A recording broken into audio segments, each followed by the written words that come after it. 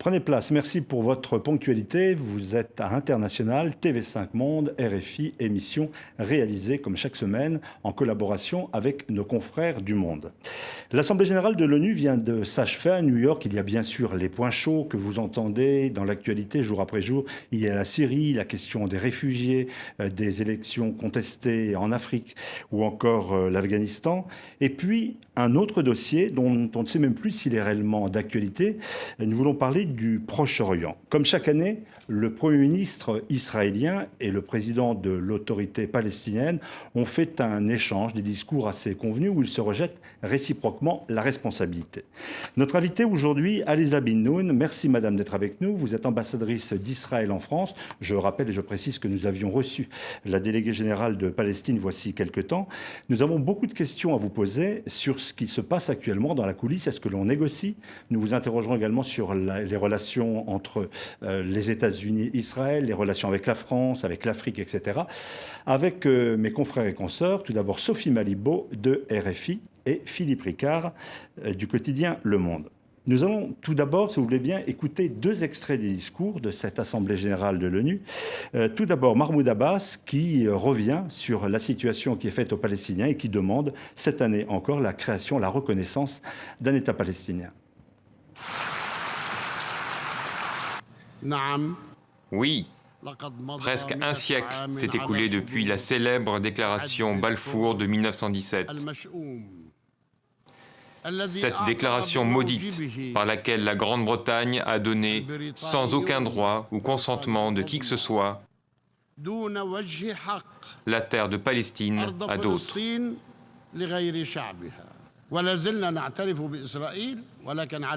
Nous reconnaissons et nous continuerons de reconnaître l'État d'Israël. Toutefois, Israël doit reconnaître l'État palestinien et mettre un terme à l'occupation de nos terres afin que nous puissions exister côte à côte,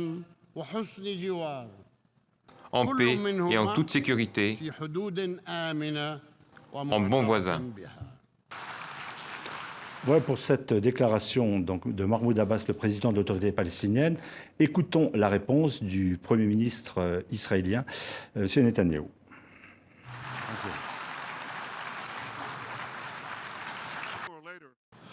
Nous n'accepterons aucune tentative des Nations Unies de nous dicter quoi que ce soit. La route vers la paix passe par Jérusalem et Ramallah, pas par New York. J'en appelle au président Abbas. Vous pouvez faire un choix. Vous pouvez continuer d'alimenter la haine comme vous avez fait aujourd'hui. Ou vous pouvez enfin faire face à la haine et travailler à mon côté pour établir la paix. Président Abbas, au lieu de parler contre Israël ici aux Nations Unies à New York, je vous invite à parler au peuple israélien, la Knesset à Jérusalem. Et je viendrai avec plaisir parler au Parlement palestinien à Ramallah. Aliza Bin-Noun, nous allons parler, je le disais il y a un instant, des relations avec les États-Unis, avec la France, avec, disons, toutes les grandes diplomaties. Ce dossier de la paix au Proche-Orient est ce qu'on appelle, dans le jargon diplomatique ou journalistique, un dossier à bas bruit. En d'autres termes, il ne se passe rien. Est-ce que ça n'arrange pas d'une certaine façon Israël, qui ait autant de bruit à ses portes? Pendant ce temps-là, on regarde ailleurs. D'abord, merci pour l'invitation. Je suis ravie d'être ici, d'avoir l'occasion de parler de la situation dans la région. Et ce n'est pas que rien ne se passe dans la région, parce que les derniers jours, il y avait quelques attentats terroristes que nous avons pensé qu'ils se sont arrêtés les semaines dernières. Alors, les choses se passent au Moyen-Orient. Il y a des attentats qui arrivent à Jérusalem et ailleurs en Israël. Et c'est vrai que ce n'est pas l'enjeu numéro 1 sur l'agenda international à cause du développement au Moyen-Orient. Mais nous avons entendu ici les deux discours. Nous avons entendu ici le Premier ministre Netanyahou qui a appelé encore une fois Mahmoud Abbas de venir et commencer un dialogue direct à la Parlement, à la Knesset ou à Ramallah ou à Paris. Il s'est exprimé de cette manière les derniers 3 ans, je pense. Et aujourd'hui, le matin, j'ai entendu dans les nouvelles et en Israël que Mahmoud Abbas a rejeté cet appel. Madame Sophie l'ambassadeur Malibaud, Ali RFI. Zabin Noun, Benjamin Netanyahou a parlé à la tribune des Nations Unies de ce qui alimente la haine. Est-ce que la poursuite de la colonisation n'est pas un facteur qu'il faudrait reconnaître, un facteur de tension, de ce qui alimente la haine justement? Et Benjamin Netanyahou a dit très clairement dans ce discours que le problème ou le conflit entre Israël et les Palestiniens existait bien avant 1967, quand, après la guerre de 6 jours, quand tous les enjeux des implantations s'est soulevé. Et ce conflit, il s'agit d'un conflit de plus que 100 ans. Et ce qui est très intéressant ici d'accentuer est que quand il y a un conflit, quand il y a un malentendu, il faut s'asseoir autour de la table de négociation et il faut commencer un dialogue. Ce qu'Israël a fait exactement avec l'Égypte il y a 40 ans et ce qu'Israël a fait avec la Jordanie. Mais la colonisation, aujourd'hui, est-ce qu'il n'est pas temps de la stopper? Même si, comme vous l'expliquez dans l'histoire, les actions violentes remontent plus haut. Mais est-ce qu'au jour d'aujourd'hui, il n'est pas temps de stopper la colonisation? Qui est condamnée par la communauté internationale. On voit l'évolution de la carte et de la place laissée aux Palestiniens qui se réduit comme peau de chagrin. Il y a 400 000 Israéliens qui habitent en Cisjordanie, en Yehuda et Shomron. Et cette population a ses besoins. Il y a des gens et il y a des enfants, on doit construire des bâtiments, on doit construire des maisons. C'est beaucoup de gens de quels il s'agit. Il y a ce conflit, il y a cet enjeu, mais on doit, bien sûr qu'on doit essayer de résoudre ce conflit où on doit adresser, comme on a essayé de le faire pendant le processus d'Oslo. Mais pour résoudre ce problème, il faut, encore une fois, il faut parler directement. Il ne faut pas passer à travers de la communauté internationale ce qui fait Mahmoud Abbas depuis déjà des années. Il faut venir s'asseoir et commencer un dialogue. De l'autre côté, et c'était aussi mentionné pendant le discours de Netanyahou, c'est que l'autorité palestinienne est très très engagée par l'incitation à la haine dans les réseaux sociaux et Mahmoud Abbas lui-même, il soutient financièrement les familles des shahids, des terroristes qui commettent des attentats terroristes. Ils n'ont des rues après leur nom. Alors ici, il y a une atmosphère, une ambiance très très problématique lorsqu'il s'agit de la paix. Pourquoi on a encore entendu le Premier ministre Netanyahou insister sur le fait qu'il ne voulait pas passer par l'ONU en fait, et qu'il proposait effectivement une invitation bilatérale? Pourquoi tant d'insistance en fait, sur ces tractations bilatérales, sachant qu'on voit bien que ce sont des invitations qui sont vaines? Ça fait plusieurs années que c'est le cas, plusieurs années que Abbas rejette effectivement. Oui. Pourquoi insistez-vous autant sur le bilatéral? C'est parce qu'Israël est en position de force dans ce rapport-là ou pas? Israël insiste à cause la réponse est très simple. Dans les organisations internationales, Israël est toujours en minorité. Si les Arabes vont décider un jour de passer une résolution selon laquelle la terre est plate, on peut le faire. Et ça, c'est montré très très clairement au Conseil des droits des hommes à Genève, qui s'occupe la plupart de son temps par la critique et la condamnation d'Israël. C'est exactement ce qui arrive à l'ONU. Alors, les organisations internationales ont montré au cours des années qu'Israël est vraiment mise sous pression et les Arabes peuvent, avec leurs alliés, peuvent passer ce qu'ils veulent. Alors, pour nous, les Israéliens, on ne peut pas accepter un dictat international.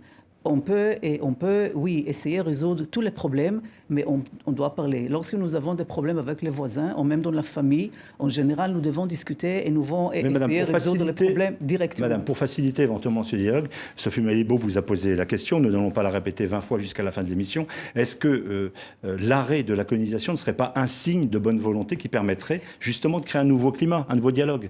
Peut-être, mais vous vous souvenez, il y a 6 ans, c'était le même Benjamin Netanyahou qui a gelé la construction en Cisjordanie pendant 10 mois.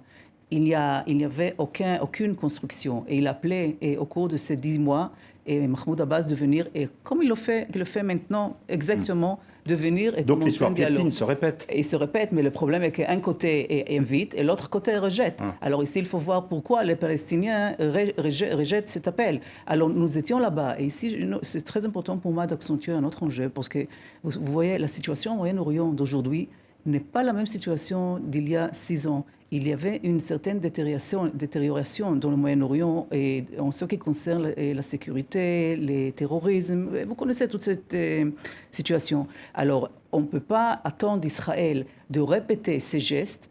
Et de l'autre côté, les interlocuteurs, notamment les Palestiniens, qui ont aussi un rôle à jouer, ils ignorent leurs responsabilités.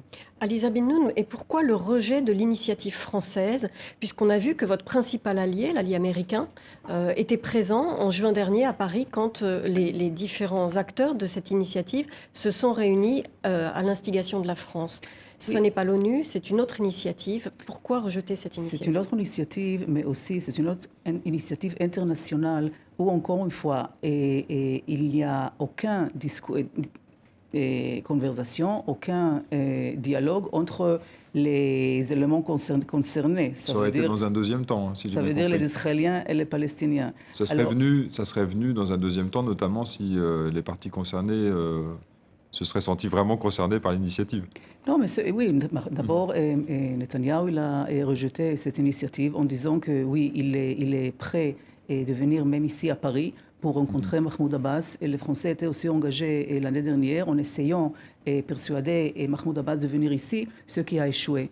Maintenant, chaque initiative internationale ou chaque conférence internationale où la plupart des pays qui participent sont vraiment contre la politique du gouvernement israélien, ça cause un problème pour les Israéliens parce que nous avons montré auparavant que nous sommes prêts de faire des concessions territoriales. Et nous les avons fait à l'Égypte, à la Jordanie, mais l'autre côté doit avoir une bonne volonté.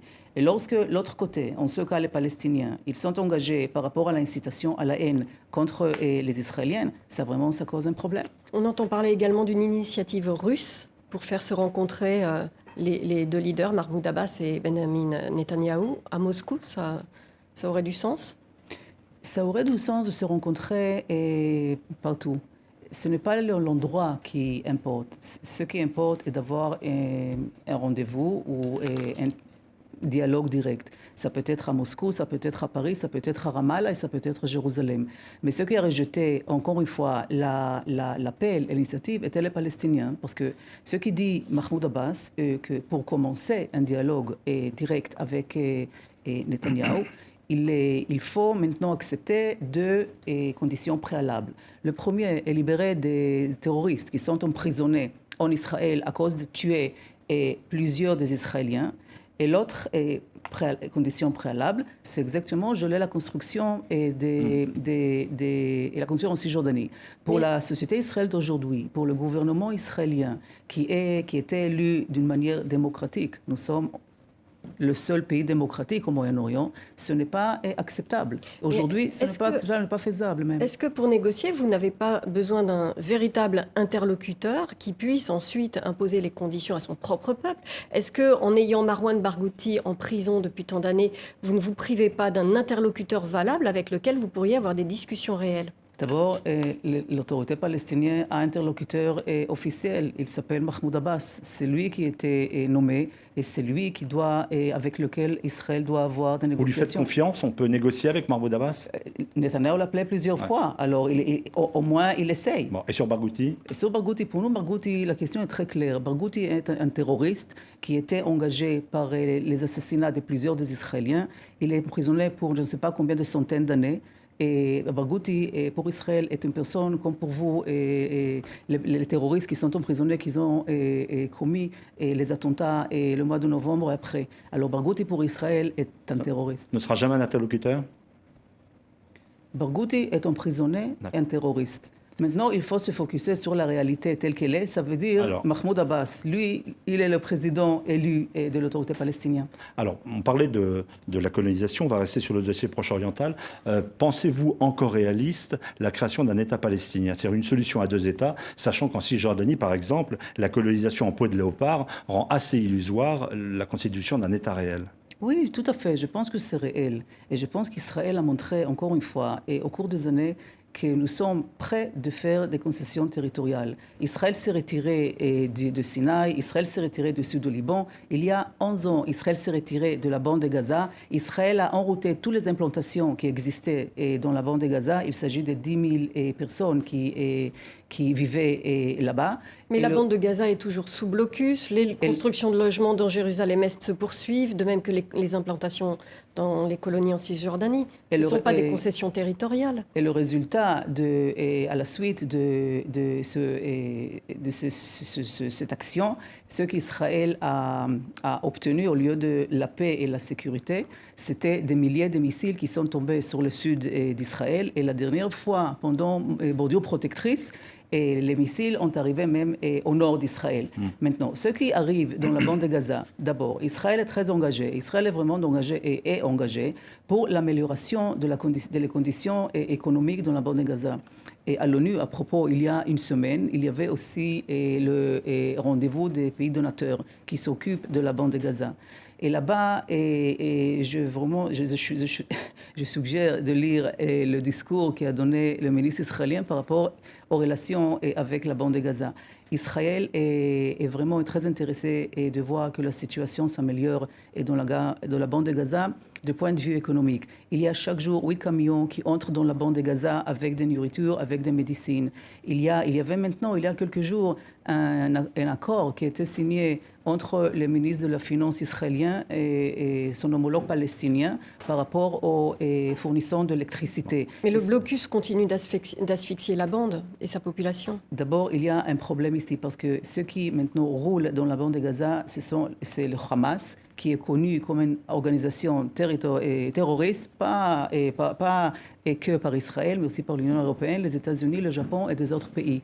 Et c'est une entité avec laquelle on ne peut pas discuter. Il ne reconnaît pas Israël. Il ne veut pas renoncer à la violence contre Israël. Alors Israël, le gouvernement israélien, a la responsabilité de la sécurité du peuple israélien. Alors blocus, je ne sais pas si c'est blocus parce qu'il y a encore une fois, il y a 8 camions qui passent. Il y a aujourd'hui des associations, des organisations qui soutiennent la population de la bande de Gaza. Israël, nous-mêmes, nous avons l'intérêt que la situation s'améliore dans la bande de Gaza parce qu'ils sont nos voisins. Mais encore une fois, les menaces terroristes, les menaces du point de vue de la sécurité encore existent. Dans quelques jours, j'allais dire quelques semaines, Barack Obama, le président américain, quittera ses fonctions. Lorsqu'il les avait prises, lorsqu'il avait été élu, il avait fait de ce dossier proche-oriental son objectif. Il a même reçu, de façon anticipée, pourrait-on dire, le prix Nobel de la paix. Il a échoué ou Israël ne voulait pas d'un accord de paix? Encore une fois. Non, mais que pensez-vous du bilan de Barack Obama? Israël veut parvenir à la paix. Ici, pourquoi ça ne s'est pas fait ici, je vais insister, parce que c'est encore une fois, c'est le Premier ministre israélien qui appelle son homologue de venir et commencer un dialogue. Mais est-ce qu'Obama a échoué, madame, à convaincre peut-être Mahmoud Abbas? Et Mahmoud Abbas n'a pas l'intérêt de parvenir à la paix. Il est plus engagé par l'incitation à la haine. Ça, c'est le problème. Maintenant, avec les États-Unis, les États-Unis sont l'allié numéro 1 de l'État d'Israël. Il y avait un accord dans le domaine de la sécurité qui était signé il y a quelques semaines, selon lequel le soutien dans le domaine de la sécurité américaine est augmenté jusqu'à 38 milliards de dollars pour les 10 ans qui arrivent. Alors, les relations entre Israël et les États-Unis sont des relations stratégiques, sont des relations très importantes. Elles étaient tendues entre Obama et Netanyahou. Ce n'était pas le grand amour. Il y avait des malentendus, comme il y a entre les pays amis. Et avec la France, qui est un pays ami, nous avons aussi des malentendus.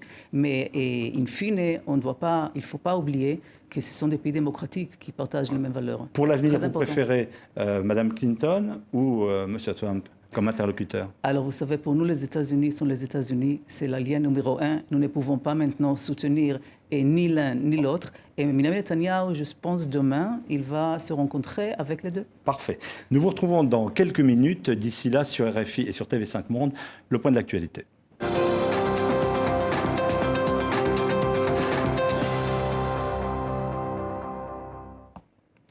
Retour international, nous recevons aujourd'hui Aliza Bin-Noun. Merci d'être sur ce plateau.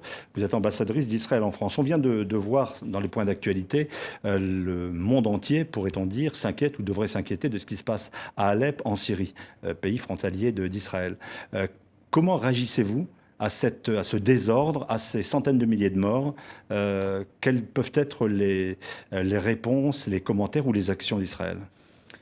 D'abord, c'est très triste ce qui s'est passé en Syrie les dernières années. Chaque enfant, chaque femme, chaque homme qui sont tués est une âme entière. Pour Israël, la position par rapport à la Syrie est très très claire. D'abord, nous ne voulons pas nous trouvons au sein du conflit en Syrie. Et il y a 3 lignes rouges qui sont très importantes pour Israël et que Israël ne va pas permettre qu'ils soient passés.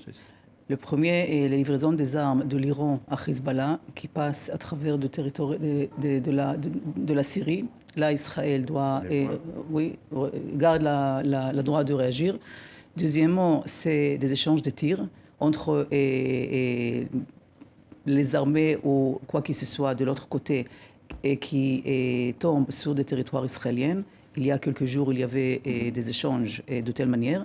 Et le troisième point, c'est qu'Israël ne pas accepter que les organisations islamistes extrêmes se renforcent sur les frontières du nord d'Israël.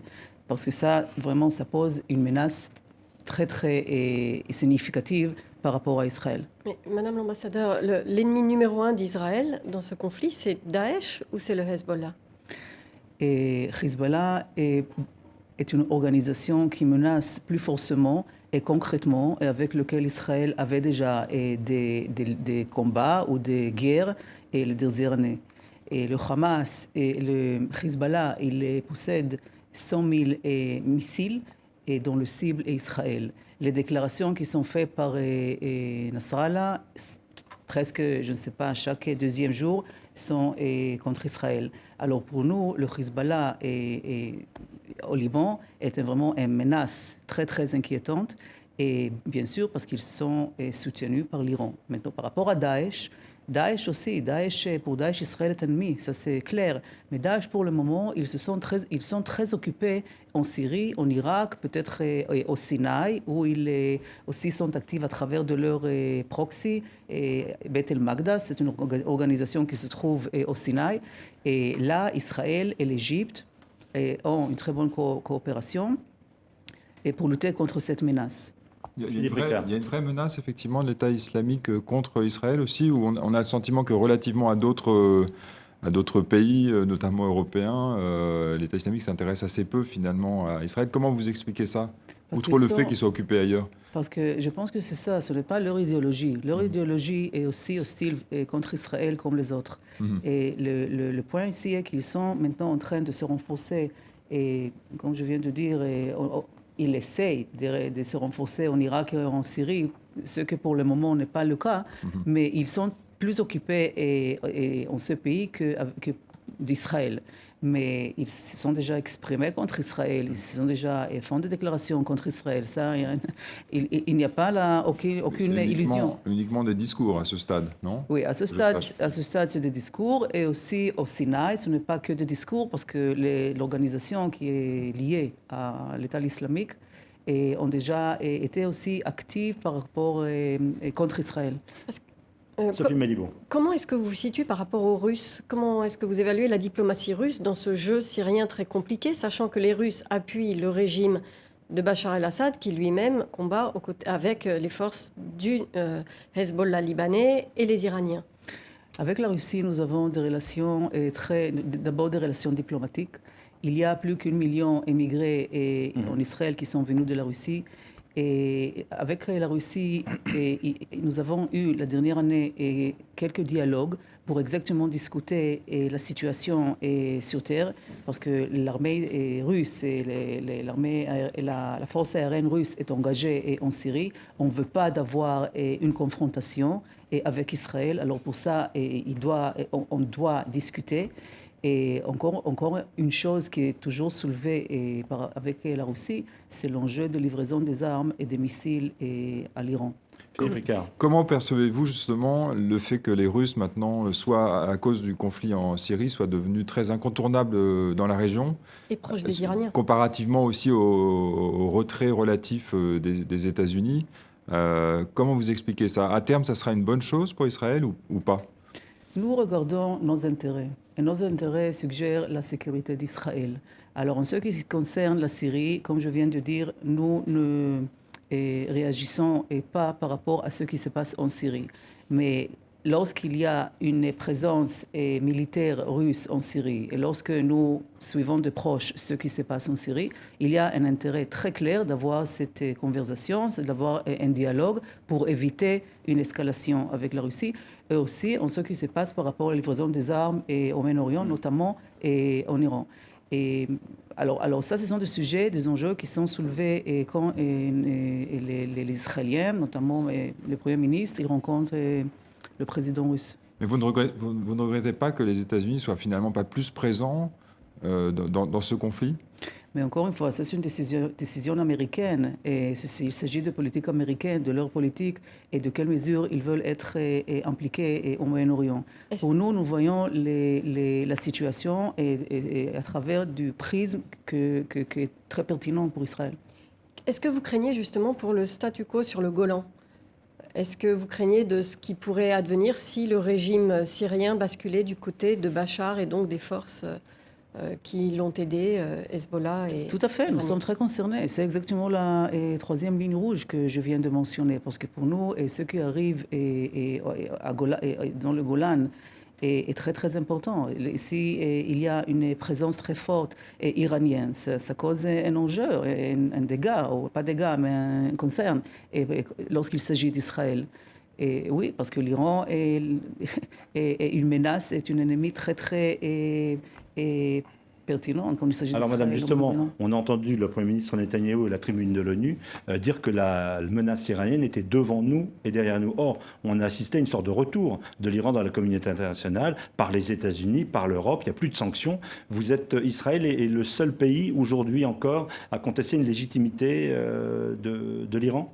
Oui, parce qu'Israël est le seul pays que l'Iran menace d'une manière très explicite. Encore maintenant. Encore maintenant. Il y avait une défilé il y a quelques jours de l'armée iranienne et sur quelques de leurs missiles balistiques, il y avait des écritures qui ont appelé à la destruction d'Israël. Il n'y a pas eu de changement, vous diriez, dans la politique iranienne ces dernières années? C'est toujours la même menace? En ce qui concerne Israël, pas du tout. C'est la même menace, le soutien des organisations terroristes, et notamment Hezbollah, mais aussi les liens avec le Hamas se sont renforcés. La dernière année, il y a toujours les déclarations qui sont tellement hostiles quand il s'agit d'Israël et le comportement d'Iran au Moyen-Orient. On peut encore une fois lire l'article de Saïd Hariri dans le New York Times il y a quelques jours, le comportement, la politique iranienne. Donc Obama s'est trompé en faisant confiance aux Iraniens. Moi, encore une fois, il y a l'espoir que les échanges vont améliorer, que l'Iran peut-être deviendra un pays plus pragmatique, mais en ce qui nous concerne, et nous, encore une fois, nous examinons la politique iranienne par rapport à Israël, rien n'a changé. Même dans les premiers mois de l'application de l'accord sur le nucléaire, vous n'êtes pas convaincu du tout par les quelques... Nous ne sommes pas convaincus du tout parce qu'ils sont encore engagés par l'essai de missiles balistiques. Ça, c'est contre les traités, les accords internationaux. Et lorsque sur l'un de ces missiles, il y a une écriture en hébreu pour que tout le monde comprenne qu'Israël doit disparaître du monde, alors ça c'est un problème, oui, parce qu'il s'agit de nous. Alors, au bout du compte, en Syrie, quelle serait pour vous la solution la meilleure pour Israël? Encore une fois, nous n'exprimons pas, et ce n'est pas par hasard, nous ne devons pas nous trouver au cœur, au sein de ce qui se passe en Syrie. Pour nous, c'est très important de préserver ces trois lignes rouges. Et il faut aussi ajouter ici qu'Israël a soigné 1700 Syriens qui étaient traités dans les hôpitaux israéliens sur une base humanitaire. Et ça, ce n'est pas du tout quelque chose qui est évident, parce qu'avec la Syrie... Éventuellement, parmi eux, des rebelles proches de Al-Nosra, proches d'Al-Qaïda? Et Israël n'a pas demandé qui ils sont. Ils sont venus vers les frontières, ils étaient blessés, ils avaient besoin d'un traitement médical. et ils l'ont reçu. Après, ils sont rentrés en Syrie. Israël Ils n'ont pas resté en Israël. Israël ne se prononce pas, mais on a l'impression que finalement, donc, ils s'entretuent à vos frontières et finalement, c'est ça qui arrange l'État d'Israël. Les Daesh et les gens du Hezbollah, les Iraniens s'entretuent en Syrie. Ils se tuent en Syrie, mais encore une fois, ça c'est une guerre qui n'a rien à voir avec Israël. Et pour nous, ce qui est très important, encore une fois, c'est regarder nos intérêts. Alors, est-ce que d'une certaine façon, il n'est pas plus facile pour la diplomatie israélienne d'avoir Bachar el-Assad à la tête de la Syrie, puisque on sait que personne ne pourra négocier avec lui. Pendant ce temps-là, le temps passe. Nous ne Vous souhaitez son départ, son maintien dans l'avenir? Nous n'avons pas... C'est pas encore une fois par hasard qu'Israël ne s'exprime pas par rapport à qui doit être en Syrie. Ça, c'est l'enjeu de la Syrie et de la communauté internationale. Pour nous, il y a la sécurité que nous suivons. Pour nous, la sécurité est ce qui importe. Et là, il y a ces 3 lignes rouges que nous vraiment... Mais on disait tout à l'heure, madame, d'une certaine façon, avec ce qui se passe dans la région, on serait presque tenté de se dire où est passé Israël. On n'entend plus Israël, il n'y a pas d'action, il n'y a pas de déclaration, alors que les pays voisins s'embrasent. C'est possible de rester silencieux? Par rapport à la Syrie? Oui, notamment par rapport à la Syrie. C'est exactement ça. Israël ne veut pas s'exprimer par rapport à la Syrie. Nous avons assez de problèmes, sauf de la Syrie. Alors du coup, en Syrie, quel est votre pronostic? Ça peut durer quoi, 5 ans, 10 ans encore à ce rythme? On voit ce qui se passe à Alep. Finalement, tout le monde se neutralise. Comment ça peut se passer? Quel est votre diagnostic? C'est une question très difficile parce qu'on ne peut pas maintenant savoir l'avenir. Mais vous avez vu ce qui s'est passé avec l'accord entre la Russie et les États-Unis il y a quelques jours. Et c'était complètement... Et ce n'était pas respecté. La trêve qui a duré à peine une semaine. Oui, même moins que ça. Oui. Alors, Sophie Malibaud. Pour parler de la diplomatie israélienne, on a l'impression que justement Israël se tourne maintenant de façon beaucoup plus intense vers le continent africain. Il y a eu une tournée de Benjamin Netanyahou cet été et en marge des Nations Unies, il y a eu une rencontre avec des leaders africains de pays musulmans. Est-ce que vous pouvez nous en dire plus? Quel est l'objectif? Oui, merci pour la question parce que c'est un enjeu très important par rapport à la diplomatie israélienne de développer, renforcer les liens avec les pays d'Afrique. D'abord, ce n'est pas quelque chose de nouvel parce que Israël a maintenu de très bonnes relations avec l'Afrique depuis l'indépendance des pays africains. Et moi, ma première mission était au Swaziland pendant 4 ans. Et Israël était toujours engagé par rapport à partager toujours de sa savoir-faire par rapport à pour beaucoup de domaines importants par rapport à l'agriculture, par rapport à la médecine, par rapport à l'enforcement des communautés. Et les derniers, ce que nous partageons aussi, c'est la lutte contre le terrorisme. Alors pour Israël, d'abord, les pays africains, ils prennent part de ce qui se passe à la communauté internationale. Et pour nous, les pays africains sont importants. Israël, la Guinée ont résumé repris les relations diplomatiques il y a 2 mois. Et hier, j'ai entendu qu'il y a une délégation qui est partie d'Israël à Conakry exactement pour établir un hôpital sur terrain et vraiment de soutenir la population là-bas. Israël était un des premiers pays qui a été très engagé par rapport à Zika pour affronter ce défi. Mais pour certains leaders musulmans africains, c'est assez compliqué. Des leaders qui soutiennent la cause palestinienne, c'est assez compliqué ce rétablissement. On voit par exemple que le Sénégal, Israël a une ambassade au Sénégal, mais le Sénégal n'a pas d'ambassade en Israël.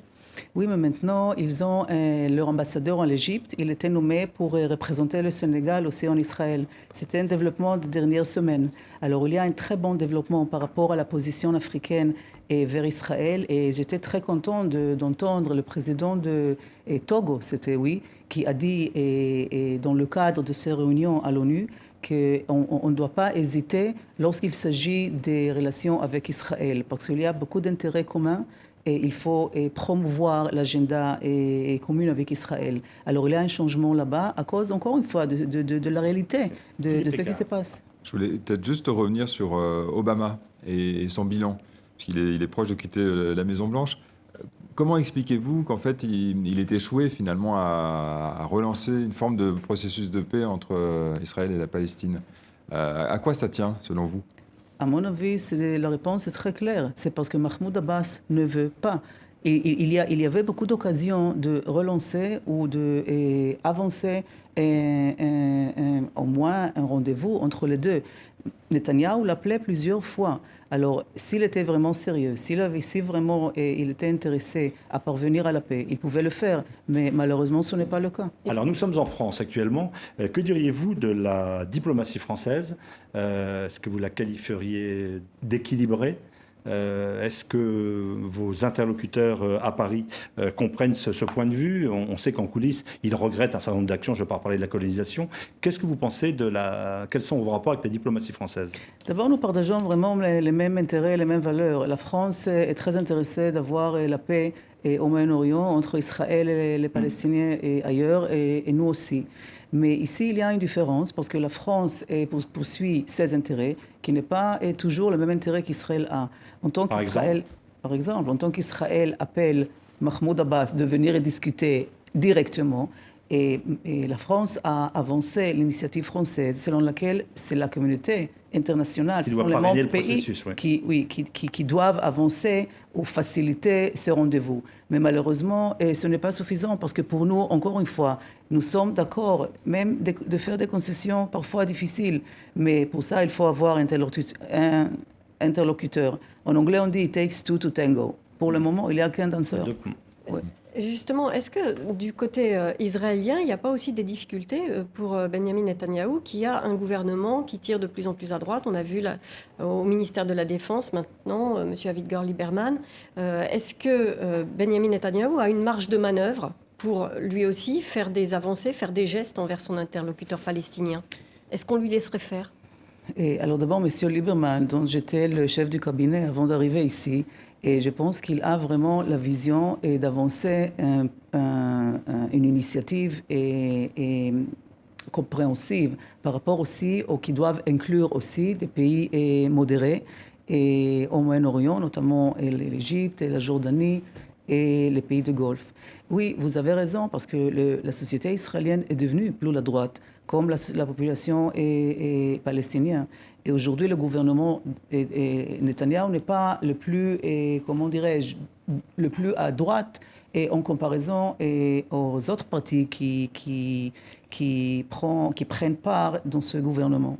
Mais encore une fois, malgré cela, malgré le changement, et c'est lui qui appelle Mahmoud Abbas de venir, et ce n'est pas facile. Est-ce que ça vous inquiète? Est-ce que ça vous inquiète, cette multiplication des attaques, style attaque au couteau, des attaques spontanées qui ne font pas l'objet en fait d'une organisation, qui viennent de la part de gens qui sont absolument désespérés et qui en ressortent à la violence? Oui, ça nous inquiète énormément. Moi, j'ai 2 filles qui habitent en Israël et je suis très inquiétée quand ils sortent dans les rues. Bien sûr que ça nous inquiète. Et quelle est la solution par rapport à ce type D'abord, arrêter l'incitation à la haine. D'abord, ne pas encourager les familles des terroristes qui sont vraiment engagés, qui commettent des attentats terroristes. D'abord, et sortir avec des déclarations positives.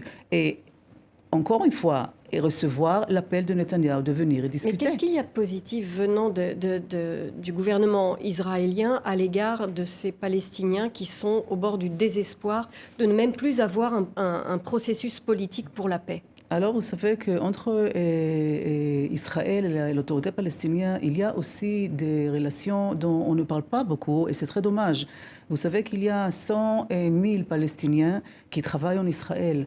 Il y a une coopération, une très bonne coopération entre les forces de la sécurité israéliennes et leurs homologues palestiniens. Il y a un accord, il y a des accords dans le domaine économique qui étaient signés et qui sont respectés entre Israël et les Palestiniens. Ce n'est pas que noir et blanc entre Israël et les Palestiniens. Alors il y a encore cette volonté, je pense, à côté des 2 populations, vraiment de parvenir à la paix. Mais pour ça, encore une fois, il faut arrêter l'incitation à la haine contre Israël, il faut arrêter l'éducation contre Israël dans les écoles palestiniennes, ce qui est le cas. Ce n'est pas le cas dans des écoles israéliennes, parce que ce n'est pas vraiment nos valeurs.